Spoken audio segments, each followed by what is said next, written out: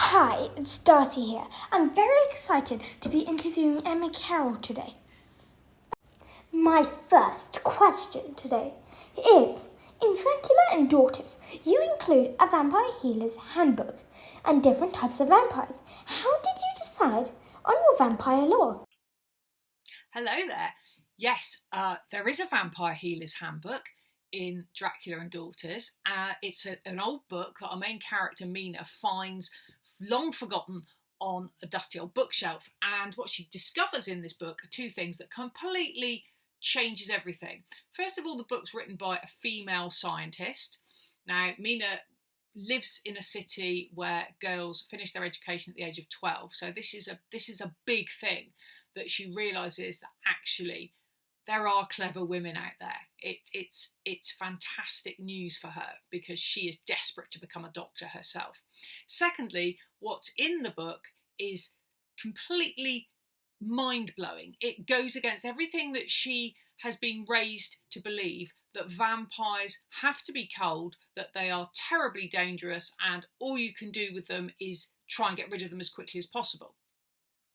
Now, in this handbook, there are 5 different types of vampire, and they can be healed according to the book's author.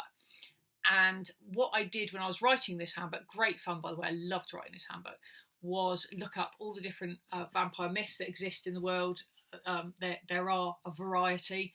Most cultures seem to have a vampire type creature, and how those vampires manifest themselves sort of changed over time as well. So it's a really interesting little historical trope, the vampire. So we've got, in my story, we've got a corpse crosser, which is the most benign type of vampire, really, ranked as a number 1 on the professor's scale, right up to the elemental type of vampire, which is a vampire that mimics the weather. My second question is, vampires often represent the other or fear of the unknown. How did you use the vampire myth to explore the modern psyche?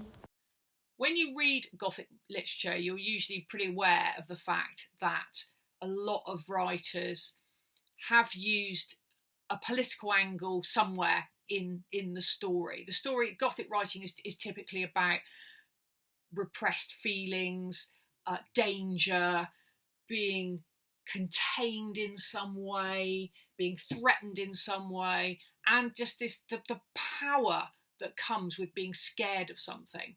Now, it's no coincidence that Dracula was written by Bram Stoker, who was Irish, and Camilla was written by Sheridan Le Fanu, who was also Irish. So we've got this, and also, you think about books like Jane Eyre and Wuthering Heights, which have a Gothic element to them, written by female novelists at the start of the 19th century. So, there is this tradition in Gothic writing of fear being about something else, something bigger.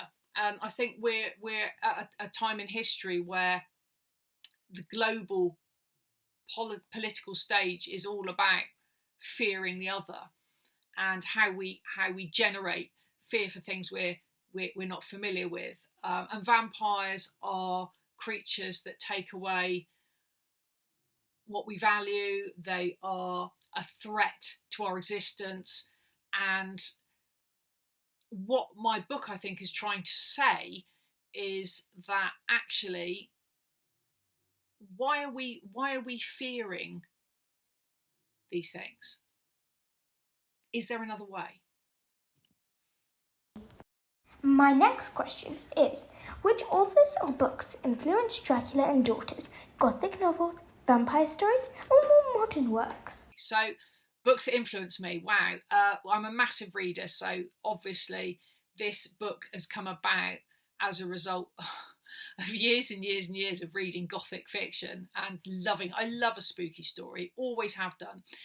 Obviously Dracula itself was a big influence on this story. When I read Dracula again, with this story in mind, I realised that the very first victim is somebody called Lucy Westenra, and I decided that actually I don't know that my readers would want the first victim to be a very pretty, attractive, slightly helpless female.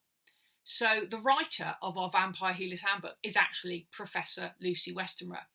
So I had great fun using some of those names. Mina is named after one of the main female characters in Dracula as well.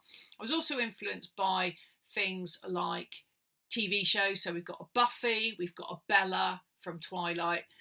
I also love more contemporary books like My Sword Hand is Singing by Marcus Sedgwick was a big influence, where he explores Romanian folklore to create his vampire story. Beautiful book, fascinating book. And also Lockwood & Co by Jonathan Stroud is another fantastic series about a group of really skilled kids who go out there and protect their city from supernatural forces. So those were big influences on my writing. My next question is, are there any behind the scenes things? For example, deleted scenes, original idea sketches, or alternative endings? Can you share? Ooh, things that didn't make it into the book. Well, there was quite a lot of stake action, shall we say, in an early draft of the book, and my editor asked me to rein it in a little bit.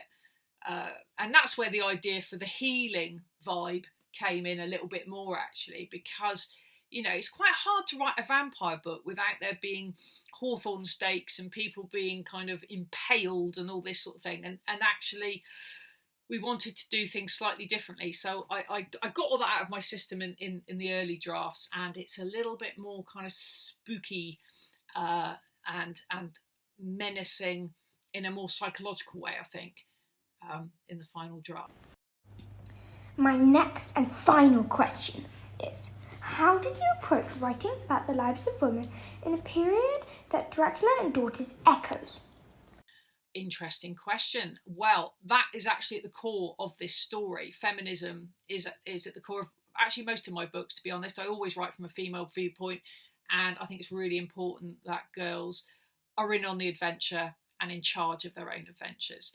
So Mina, Buffy and Bella are living in a city that denies them the possibilities that boys of their age have. And they're really clever, really quick, really mentally astute girls. So they actually are hungry for something more in their lives. And when they discover their strange heritage, they are part vampire, part human. And when they're together, they have this added strength that enables them to sort of take on vampire contagions. Then they're given that opportunity. So it's sort of set in a pseudo-Victorian world, I guess. There's no dates in this story. It's not historical in the way that most of my books are. But yes, we've got horses and carriages. Yes, we've got candlelight. Yes, we've got skirts and hats and watch chains and all those sorts of things, which sort of add to the atmosphere as much as anything. But there are no dates. This is a sort of reimagined Victorian era. But some of the constraints that my characters face are certainly very much from that time. Thank you for taking the time to answer my questions. Darcy and Willow out.